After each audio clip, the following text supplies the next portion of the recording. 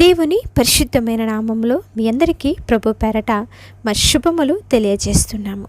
ఈరోజు దేవుని వాగ్దానము, ఆపత్కాలమున ఆయన తన పర్ణశాలలో నన్ను దాచును, తన గుడారపు మాటున నన్ను దాచును. కీర్తనల గ్రంథము 27వ కీర్తన 5వ వచనము. ప్రియ సహోదరి సహోదరులారా, ప్రతి మనిషి జీవితంలో ఎప్పుడు ఏ వైపు నుండి సమస్యలు, కష్టాలు, నష్టాలు, ఇరుకులు, ఇబ్బందులు, అనారోగ్య పరిస్థితులు, ఆర్థికపరమైనటువంటి స్థితిగతులు ఎలా వస్తాయో, ఎప్పుడు వస్తాయో ఎవ్వరికి కూడా తెలియదు కదా. అటువంటి ఆందోళనకరమైనటువంటి పరిస్థితుల్లో ఉన్నప్పుడే దావీదు అనేటువంటి మహారాజు గారు ఈ కీర్తనను రాస్తున్నాడండి. మరి కష్టము వచ్చినప్పుడు, ఇబ్బందులు ఎదురైనప్పుడు మనుషులు లేదంటే ఈ లోకము నిన్ను ఒంటరిని చేయవచ్చేమో, కానీ నువ్వు నమ్మి ఆరాధిస్తున్న దేవాది దేవుడు మాత్రము ఎట్టి పరిస్థితుల్లోనూ నిన్ను ఒంటరిని చేయడు. సురక్షితంగా నిన్ను, నీ కుటుంబాన్ని దాచుతాడండి. శత్రువు కన్ను నీ మీద పడకుండా ఆయన హస్తము కింద, దక్షిణ హస్తము కింద ఎల్లప్పుడూ కూడా ఆయన నిన్ను సురక్షితంగా కాపాడుతూనే ఉంటాడు. మరి రాజుల కాలంలో గుడారాలలో దాక్కున్నటువంటి శత్రువులను కూడా ఎవరు ఏమీ చేయలేకపోయేవారు, తాకలేకపోయేవారు. అంతకన్నా కూడా ఎక్కువగా సర్వోన్నతుడైన దేవుడు ఆయన రెక్కల నీడలు నీకు, నీ కుటుంబానికి సంపూర్ణమైనటువంటి భద్రతను ఇచ్చి కాపాడి నడిపించే దేవుడండి. ఆయన కేవలము దాచటమే కాదు, హెచ్చించే దేవుడు. నువ్వు అనుభవిస్తున్న సమస్యల కంటే ఎత్తులో ఆయన నిన్ను నిలబెడతాడు.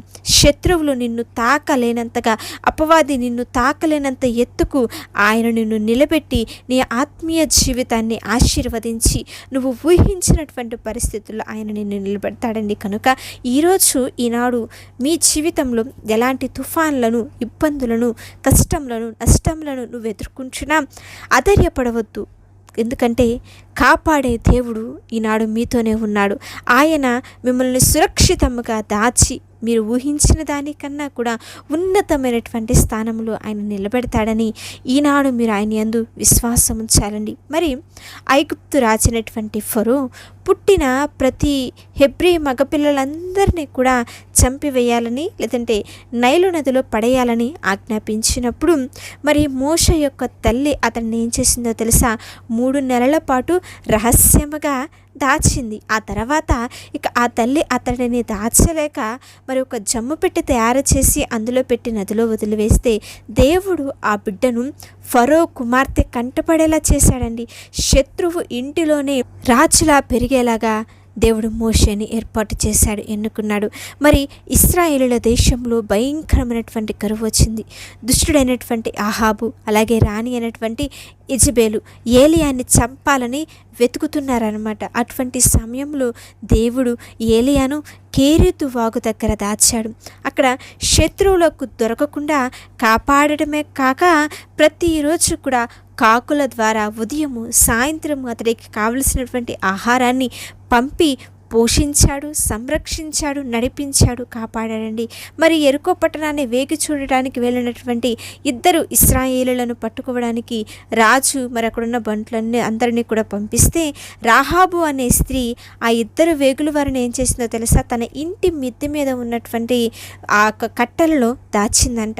దేవుడు శత్రువుల కళ్ళు కప్పి వారిని సురక్షితంగా రక్షించాడు. మరి సౌలు రాజు అసూయతో దావీదును చంపడానికి ప్రయత్నం చేసినప్పుడు, సైన్యాన్ని పంపినప్పుడు మరి దేవుడు సౌలు కుమారుడైన యోనాతానును, కుమార్తె అయినటువంటి మీకాలు యొక్క హృదయాలను రేపాడు. వారి ద్వారా దేవుడు దావీదును రహస్య స్థలాలలో దాచి మరి కిటికీ గుండా తప్పించి వారికి దావీదు యొక్క ప్రాణంలను ఆయన కాపాడాడండి. ఇలా పరిశుద్ధ గ్రంథంలో మనం ఆది కాండం నుంచి ప్రకటన గ్రంథం వరకు చదువుకుంటూ వెళితే ఎవరైతే ఆయన యందు విశ్వాసం ఉంచుతారో, ఆయన్ని ఆశ్రయముగా చేసుకుంటారో, ఆపత్కాలంలో ఎంతమంది అయితే ఆయనకి మొరపెడతారో వారందరినీ కూడా వారికి ఎదురైన ప్రతి పరిస్థితులు, ప్రతి స్థితిగతులు అన్నింటిలో నుంచి ఆయన విడిపించి వారిని రక్షించి నడిపించాడే తప్ప వారి కష్ట దినములలో, నష్ట దినములలో, శోధనకరమైన పరిస్థితుల్లో ఏ రోజు కూడా ఆయన వారిని వదిలిపెట్టలేదండి.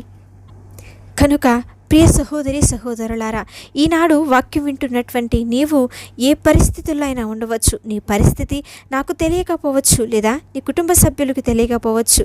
కానీ నువ్వు ఎంత బాధపడుచున్నావో, నువ్వెంత వేదనకరమైనటువంటి పరిస్థితిని అనుభవిస్తున్నావో, ఎన్ని శోధనల గుండా నువ్వు వెళుతున్నావో సమస్తము కూడా ఆయనకి తెలుసు. ఆయనకి మరుగైనదంటూ ఏది కూడా లేదు కదా.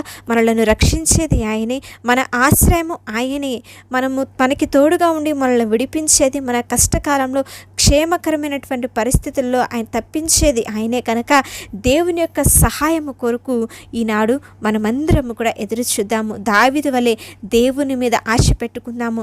ఆపత్కాలంలో ఆయనే మనలను రక్షించేవాడని, ఆయనే మనలను దాచి ఆ ప్రతి విధమైన కష్టాలన్నిటిలో నుంచి కూడా విడిపించి మనము ఊహించినటువంటి పరిస్థితుల్లో ఎత్తినటువంటి శిఖరములను ఎక్కించేది ఆయనే అన్నటువంటి విశ్వాసముతో, నమ్మికతో మరి దేవుని సన్నిధిలో కనిపెట్టి ప్రార్థన చేద్దాము. చిన్న ప్రార్థన చేసుకుందాము. పరిశుద్ధుడా, దయగలిగిన మా తండ్రి, ప్రేమపూర్ణుడా, కృపగలిగిన మా గొప్ప దేవ, ఉన్నతమైన శక్తి కలిగిన పవిత్రమైన మీ నామమునకై వందనములు, స్తుతులు, స్తోత్రములు, మహిమ, ఘనత, ప్రభావములు చెల్లించుకుంటున్నాము. మా రక్షకుడా, ఈరోజు మీ యొక్క వాక్యము ద్వారా మా అందరితో మాట్లాడినందుకు మీకు స్తోత్రములయ్యా. ఎదుర్కొంటున్న కష్టాలు, శోధనలు, ఇబ్బందులు ఎదురైనప్పుడు అధైర్యపడకుండా ప్రతి ఒక్కరూ కూడా మీ వైపు చూసే విశ్వాసాన్ని ఈనాడు ప్రతి ఒక్క బిడ్డకి మీరు అనుగ్రహించమని ప్రార్థించుచున్నాము తండ్రి. దావీదు రాజుని కాపాడినట్లుగా మా చుట్టూ ఉన్నటువంటి ప్రతి కీడు నుండి, శత్రువుల అపాయము నుండి ప్రతి ఒక్కరిని తప్పించండి. బిడ్డలు ఎదుర్కొంటున్న ప్రతి విధమైన బలహీనతలన్నింటినీ కూడా దూరపరచండి. ప్రతి విధమైన ఆర్థికపరమైన ఇబ్బందుల్లో నుంచి విడుదల తెచ్చండి. అనారోగ్య పరిస్థితుల్లో నుంచి విడుదల అనుగ్రహించి స్వస్థపరచండి. ప్రతి కష్ట దినములన్నింటిలో నుంచి కూడా విడుదల దయచేసి మీ యొక్క పర్ణశాలలో మమ్మల్ని అందరినీ కూడా దాచమని వేడుకొనిచున్నాం. ఈ లోకంలో ఉన్నటువంటి ఏ శోధన కూడా బిడ్డలను ఈనాడు తాకకుండా మీ రెక్కల నీడలో నా తండ్రి పరిపూర్ణ భద్రతను దయచేయమని వేడుకొనిచున్నాం. సమస్యల కంటే మమ్మల్ని ఉన్నతమైన స్థానంలో నిలబెట్టే దేవుడవు నీవే మా ప్రభువా. మా యొక్క బలహీనతలను, ప్రతి విధమైన భయాలన్నీ కూడా తొలగించి మీ యొక్క కృప అనే ఆశ్రమం మీద మమ్మల్ని అందరినీ కూడా ఎక్కించి స్థిరపరచండి. ఎంతమంది అయితే ఈ వాక్యమును ఈనాడు వింటున్నారో ప్రతి బిడ్డ జీవితంలోను, వారి కుటుంబంలోను మీ యొక్క హస్తాలకు అప్పగిస్తున్నాం. వారి జీవితాలలో నెమ్మదిని, సమాధానమును, ధైర్యమును మీ కృపను అనుగ్రహించింది. ప్రతి విధమైన కష్టకరమైన పరిస్థితులన్నీ కూడా తొలగించి మీ సన్నిధిలో దేవా సజీవమైన సాక్షులుగా బిడ్డలను నిలబెట్టుకోమని వేడుకొనిచున్నాం. ధైర్యపరిచి, నెమ్మదినిచ్చి, కృప చూపించి, ఆశీర్వదించి నడిపించమని మా రక్షకుడైన యేసుక్రీస్తు వారి అతి పరిశుద్ధమైన నామములో అడిగి వేడుకొని ప్రార్థించుచున్నాము తండ్రి. ఆమేన్. అలాగే మీ యొక్క ప్రార్థన అవసరతలు మాకు తెలియజేయండి. మేమందరము కూడా మీ గురించి ప్రార్థిస్తాము. దేవుని ఉన్నతమైన కృప మీకు, మీ కుటుంబాలకు తోడై ఉండి